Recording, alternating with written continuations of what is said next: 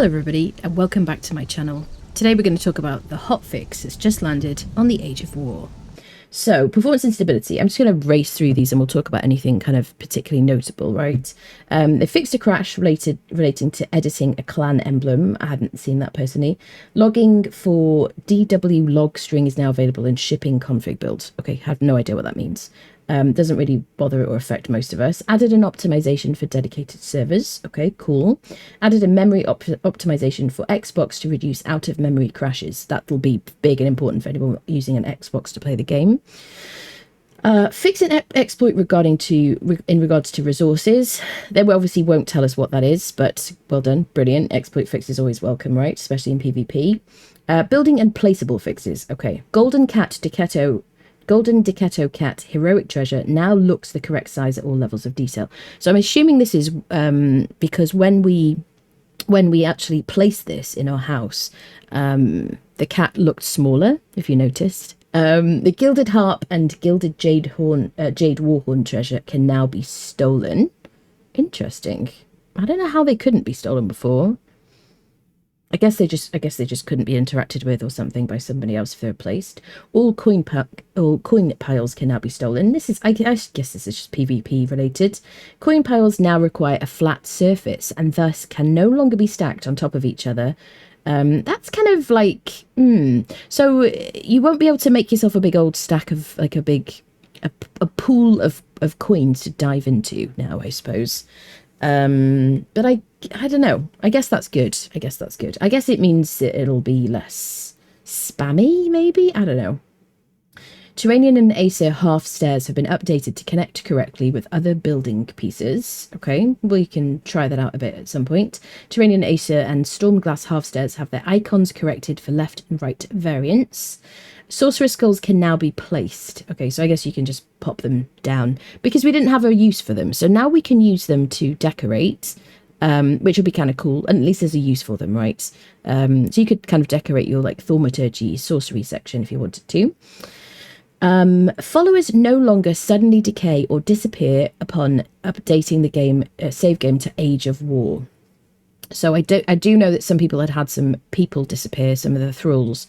I don't know about them returning, but at least hopefully no more should leave, I guess. I didn't have any problems on single player. I don't know how much of this was, let me know chat, did you have this in single player? Did you have it on a server? Did it affect you? How many of you was it?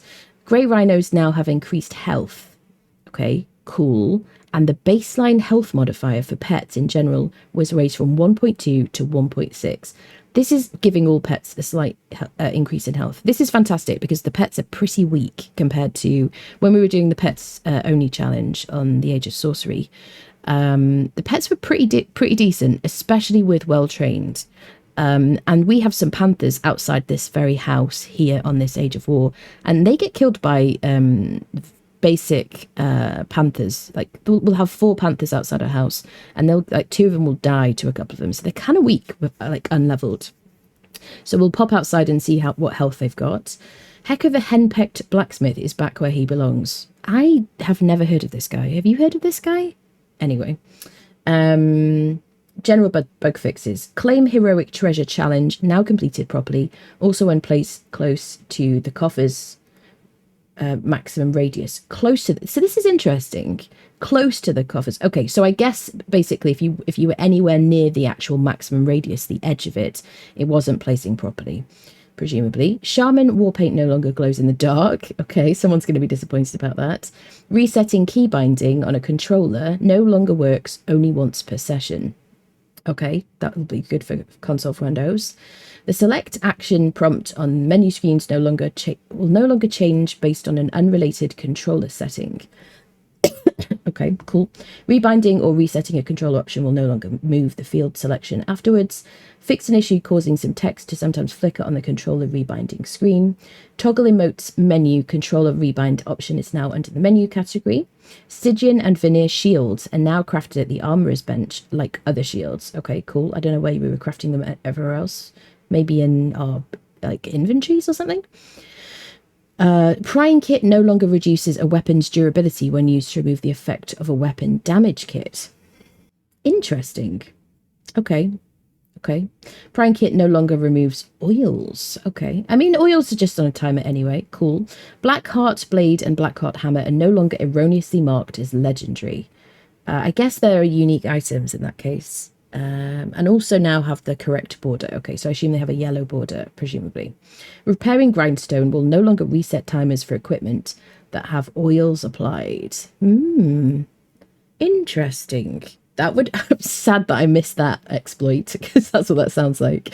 Heart Piercer Bow now correctly works as a demonic bow. Does not run out. It does not run out of arrows, but has a predetermined longevity of an hour.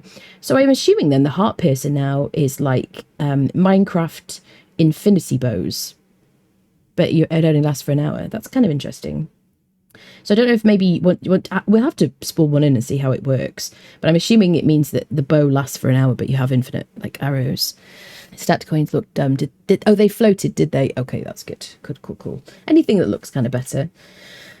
Amir's Taj and Scorpion Ward shields now provide cold resistance. Now, I hear what you say, Kevin, but I wonder if they also provide a cold distance as well as heat protection. We'll spawn them in.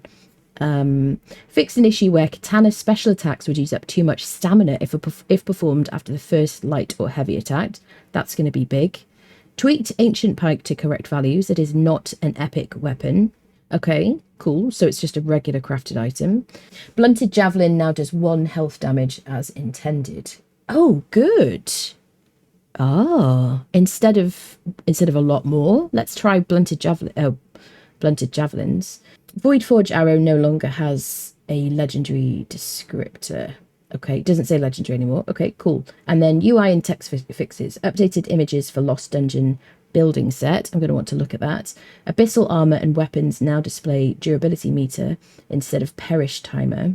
Treasure names are now properly localized in the coffer's treasure value list. Okay, so they'll now show up in your treasure list. Okay, heroic treasure names now probably show.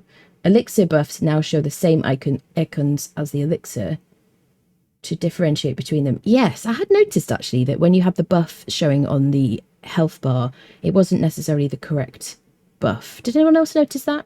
Hardened Steel Great Axe now has an icon. There you go. That's the whole hotfix. There is nothing about foundations, Nemedian foundations and stability problems. So I'm assuming they were still working on that, chat. While I was live, the Conan Exiles community team tweeted about the issue with the Nemedian foundations, and they have released a statement. Exiles, when the Age of War launched last week, we discovered a critical issue which resulted in some of your buildings and placeables suddenly losing stability and disappearing. In short, the root cause of this issue was a change to the collision volume of 2 of the Nemedian foundation pieces, which caused an unforeseen conflict with items built on top of the effective foundations from before the update went live, which presented as items losing stability. We know where we went wrong, and we are taking measures to improve our processes moving forwards.